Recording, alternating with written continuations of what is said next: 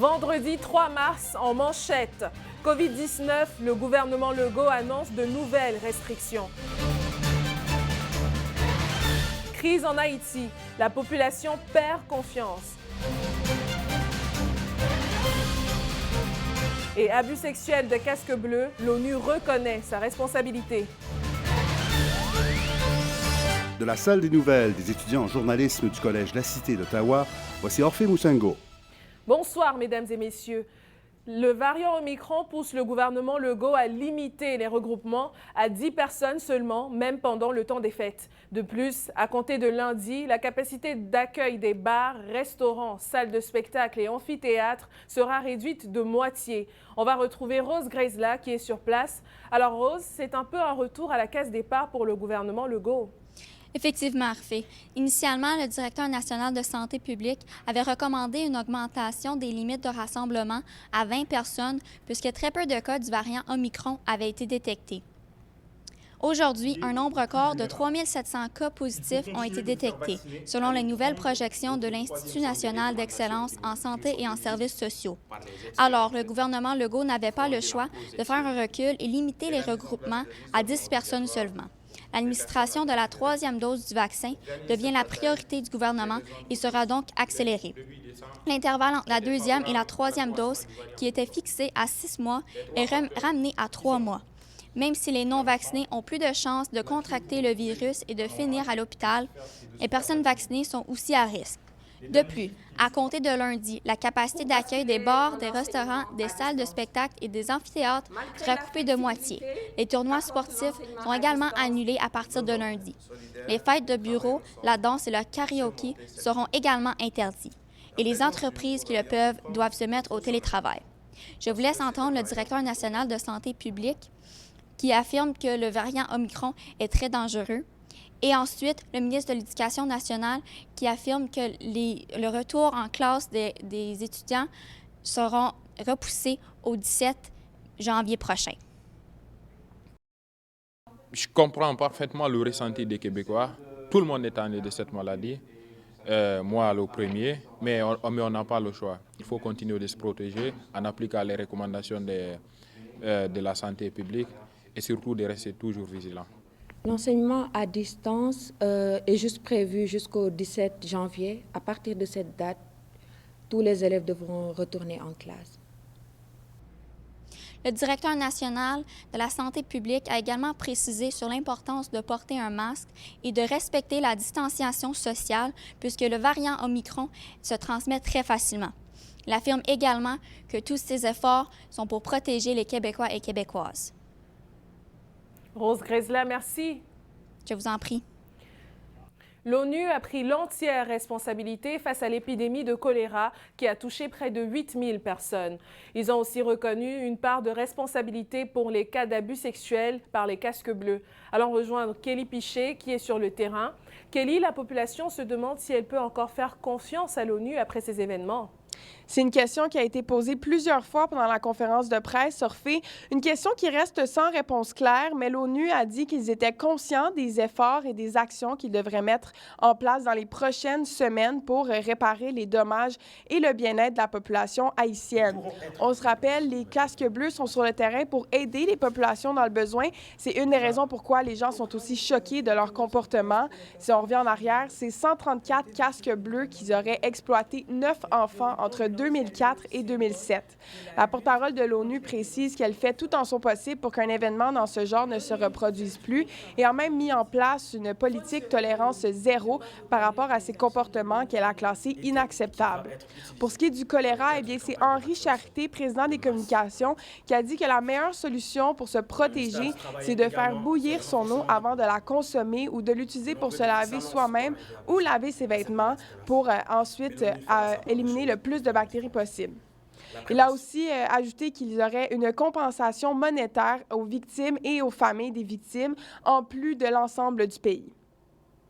J'ai pas vraiment l'idée de exactement le montant exact que l'ONU va verser, mais tout ce qui est sûr, c'est qu'un montant sera versé non seulement aux familles qui ont été touchées, mais également plutôt globalement dans le pays.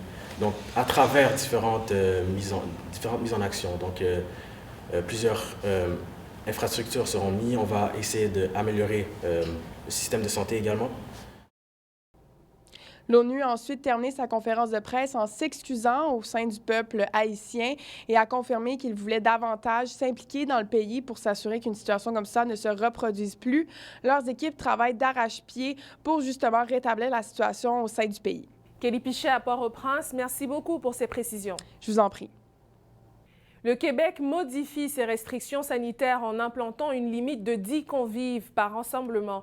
Pour le gouvernement Legault, cette mesure annoncée aujourd'hui est nécessaire pour limiter la propagation du variant Omicron pendant les fêtes. Le reportage de Magali Chichela-Chaput. Nous sommes là pour prendre les mesures nécessaires. L'épidémie de la COVID-19 ressurgit au Québec alors que la propagation du variant Omicron s'accélère. La semaine dernière, le gouvernement du Québec a limité les rassemblements à 20 personnes dans les résidences privées. Mais un nouveau maximum de 10 convives a été annoncé aujourd'hui en conférence de presse. Le ministre de la Santé explique que ces mesures sanitaires ont comme objectif d'éviter un nombre élevé d'hospitalisations. Les mesures qui ont été prises aujourd'hui sont faites justement pour nous ajuster par rapport à la situation actuelle et éviter justement une saturation de notre réseau de santé. La capacité des commerces non essentiels, tels que les bars et les restaurants, sera réduite à 50 % dès lundi. Il en va de même pour les lieux de culte et les salles de spectacle. Selon le premier ministre du Québec, la province dépend de la coopération des citoyens pour se protéger les uns les autres. Nous comptons sur la conscience de tout le monde pour qu'ils puissent limiter leur rassemblement et c'est pour leur protection. En plus du port du masque, déjà obligatoire dans les aires communes. Le ministre de la Santé reconnaît l'inconvénance de la nouvelle limite, mais il souligne la gravité de la propagation du variant Omicron ainsi que l'importance de respecter les mesures sanitaires. Je comprends que les gens veuillent se retrouver en famille pour pouvoir célébrer et passer du temps ensemble, mais il faut vraiment ne pas oublier justement dans quelle situation nous nous trouvons actuellement. Le deuxième scénario... En ce qui concerne les vaccins, l'intervalle minimal entre l'administration de la 2e et la 3e dose a été diminué de 6 à 3 mois. Le gouvernement Legault espère administrer jusqu'à 600 000 doses par semaine dès le mois de janvier. De sa part, la ministre de l'Éducation repousse le retour à l'école secondaire au 10 janvier. Le port du masque sera obligatoire en tout temps. En cas d'apparition de symptômes ou de tests positifs, l'élève devra s'isoler pendant 5 jours et faire un test négatif. Le premier ministre François Legault a aussi précisé que ces mesures pourraient nuire au moral de la population. Il invite tout le monde au Québec de prendre soin des autres ainsi que de prendre le temps de communiquer avec ses proches. Magali Chichela-Chaput pour le Collège de la Cité à Gatineau. Le choléra était déjà présent en Haïti bien avant l'arrivée des casques bleus. C'est ce qu'a affirmé l'épidémiologiste de l'ONU lors d'une conférence de presse tenue ce matin. Une affirmation qui remet l'accent sur l'origine de la maladie et l'implication des Nations Unies dans sa propagation. On s'en va retrouver Michel Tanganyika qui s'est rendu au siège des Nations Unies. Alors Michel, l'ONU ne semble pas vraiment reconnaître son implication. En fait, il l'a partiellement reconnu. La secrétaire générale des Nations Unies, Ketia Logendia Bongolo, a affirmé l'implication des Nations Unies, plus précisément des casques bleus, dans la propagation du virus. Et elle a présenté ses sincères excuses à la population haïtienne pour le mal qui leur a été fait. Mais pour l'épidémiologiste Michel-Ange Mikinjiro Sifa, l'ONU n'est pas la seule responsable dans la propagation du choléra en Haïti. Il a bien confirmé que les casques bleus venus du Népal en 2010 ont en effet étaient en effet porteurs du virus du choléra et qu'ils ont possiblement propagé durant leur séjour en Haïti le virus du choléra dans la population. Mais pour lui, les conditions météorologiques ont aussi joué un rôle très important dans cette propagation. Il a affirmé que le débordement des cours d'eau dans le fleuve Artibonite et ainsi que l'ouragan Matthew ont aussi joué un rôle très important dans l'expansion de la contamination. Il a aussi affirmé que ont joué un rôle dans la contamination. Et il a aussi affirmé que bien que l'ONU ait permis cette contamination-là, elle n'est pas la seule et unique responsable. Le camp des casques bleus était déjà infecté avant même leur arrivée de l'agent du choléra appelé Vibrio cholerae. En 2011, c'est l'apogée du choléra. Les cas de choléra ont monté en flèche d'environ 1 millier par mois. L'épidémie s'est propagée en contaminant plus de 439 000 personnes et entraînant plusieurs pertes de vies humaines. Nous invitons le peuple haïtien à pratiquer les mesures préventives en premier lieu, c'est-à-dire se faire vacciner, se laver les mains régulièrement et surtout gérer les ordures.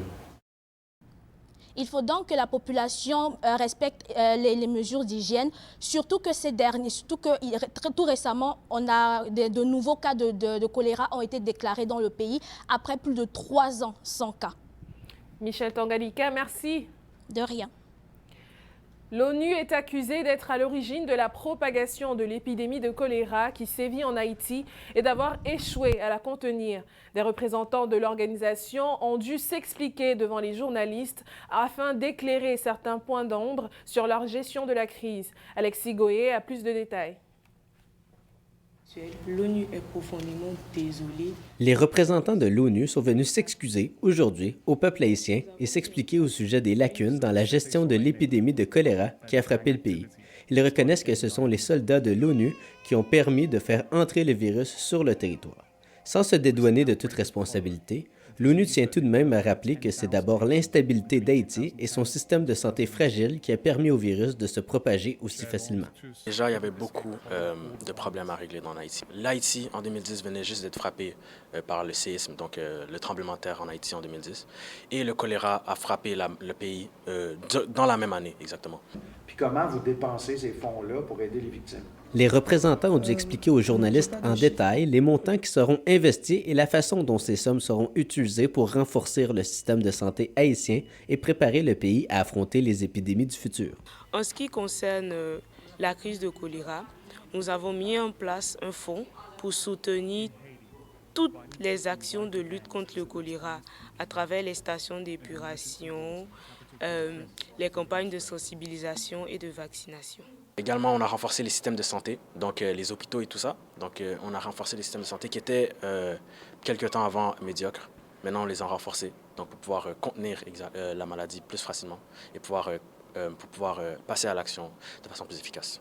Des abus de nature sexuelle ont également été commis sur les populations locales par les casques bleus de l'ONU en mission dans le pays. Les représentants ont assuré que des changements dans le recrutement et la formation des forces d'intervention de l'ONU seront apportés à l'organisation pour ne plus jamais que de telles exactions ne se reproduisent. Nous allons améliorer le système de recrutement des casques bleus, les suivre de manière plus correcte et plus stricte afin qu'ils ne puissent plus commettre de telles atrocités. Il reste encore beaucoup à faire pour réparer le lien de confiance entre Haïti et l'ONU. À l'heure où le pays a plus que jamais besoin du soutien de la communauté internationale, tout porte à croire que la collaboration entre Haïti et l'ONU ne fera que s'accroître dans les prochaines années. Ici Alex Goyer, pour le Collège de la Cité, à Port-au-Prince. Et en terminant, l'Organisation des Nations Unies présente ses excuses au peuple haïtien. Lors d'une conférence de presse, l'ONU a pris une responsabilité partielle quant aux cas d'abus sexuels répétés par les casques bleus. On s'en va retrouver Amélia Maguire-Saint-Onge qui a assisté à la conférence de presse. Alors Amélia, l'ONU a tenu à rassurer la population. Exactement, Orphée. L'Organisation des Nations Unies a affirmé à maintes reprises prendre une responsabilité partielle devant les nombreux cas d'abus sexuels commis par les casques bleus, tout en étant pleinement consciente que des gestes et des mesures devront être mis en place pour assurer un encadrement et le maintien de la paix. L'ONU s'est adressée directement à la population haïtienne dans sa conférence de presse vendredi.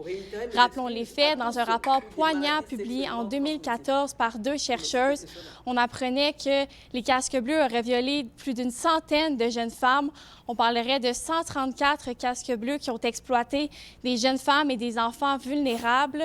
Par exemple, en échange d'argent ou de nourriture, elles devaient avoir un rapport sexuel avec l'un des soldats des Nations unies. Au total, ce sont 200 témoignages qui ont été enregistrés.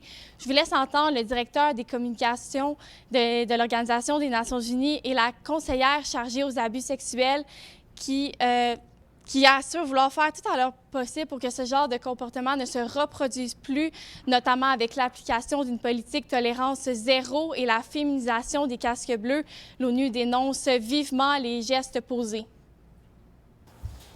Des actes d'exploitation, des atteintes sexuelles, nous ne laisserons personne recouvrir ces crimes du drapeau bleu de l'ONU.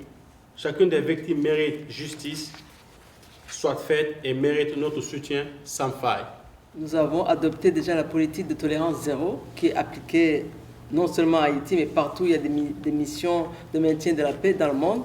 Et ça, c'est un. Puis deux, nous avons féminisé les casques bleus.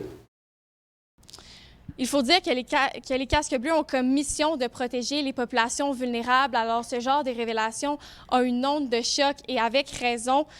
L'ONU a adressé la situation en admettant que des sanctions sévères ont été prises contre les délits sexuels du personnel du maintien de la paix. Il y a également du soutien et des compensations monétaires qui ont été offertes aux victimes et les familles touchées.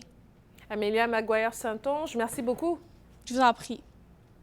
Alors voilà, c'est ce qui complète notre bulletin d'infos de la Cité. C'est Michel Tanganyika qui présentera les nouvelles lundi. Merci de nous avoir écoutés et au nom de tous les étudiants en journalisme de la Cité, je vous souhaite une bonne fin de semaine.